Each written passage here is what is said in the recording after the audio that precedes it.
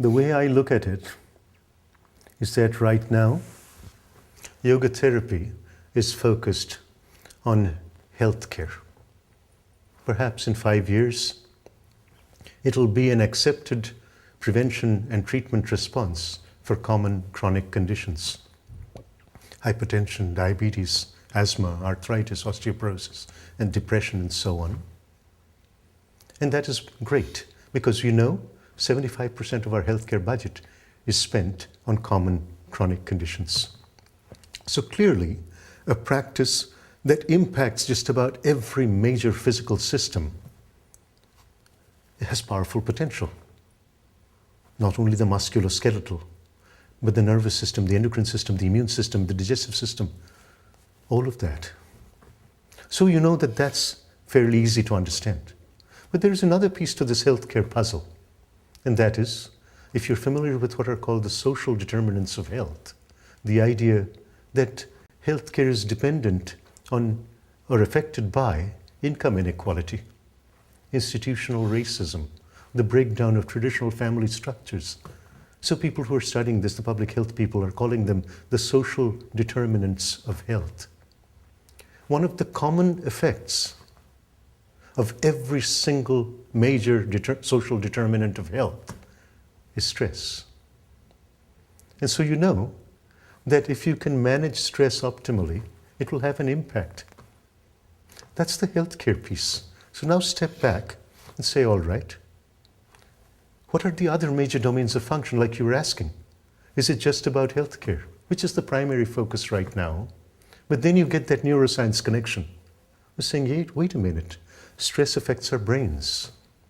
If there's one thing out of the 4 that I listed earlier, just take self-control or emotion regulation. You see, if stress affects self-control, and self-control affects academic potential, there are papers written by internationally renowned educators showing that self-control is a better predictor of academic achievement than IQ. So you know there is a connection. And so you say, if you can increase self-control, it has to impact academic potential. Again, so these are inductive connections at this point, and that's why the research has got to be so powerful. Then the next step is that you say self-control affects your propensity for crime and violence. This is just straight out of social science research. And so if you can, again, increase self-control, it should have an impact on public safety, on the safety of our communities. And so, a practice like yoga, Niroga's preliminary results are only that. They're preliminary, but they're getting people from the research community so excited, and thought leaders in major public agencies excited, because we're able to show that we can lower stress, we can increase self-control. That's a 1-2 punch. That could be very, very powerful. And so then you start to look at analogies. First these inductive connections, and then you start to look at analogies. When several tens of millions of dollars were awarded to the Fred Hutchinson Cancer Research Center, the award was very clear. It wasn't about finding a cure for cancer. They said, stress affects the immune system. We know that.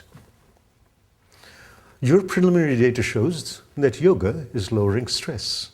So here, take a bunch of money and see if you can establish a connection between yoga and the immune system, yoga and immunity. So that's one piece. On the social science side, you say, look at another analogy. Smoking, after years of battle with the cigarette companies, the tobacco companies, we can now confidently state that smoking is a significant risk factor for a whole boatload of common chronic conditions. That is accepted. What has that done? It has allowed for hundreds of millions of dollars to be earmarked federally for every year for smoking cessation programs. That is accepted.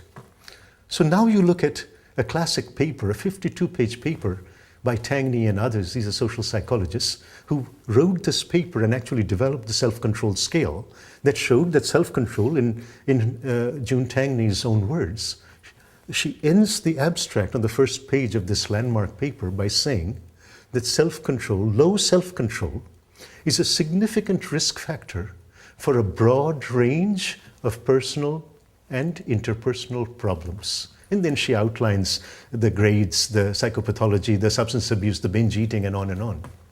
And so, just taking the tobacco analogy, can you imagine a society that pours hundreds of millions of dollars into increasing self-control? What that would do to us? That's the dream. Because you see, the lack of self-control that makes a kid pull a gun on another kid, and then compare it with the lack of self-control in Wall Street, where entire economies are blown apart because of unbridled greed. What is the essential difference?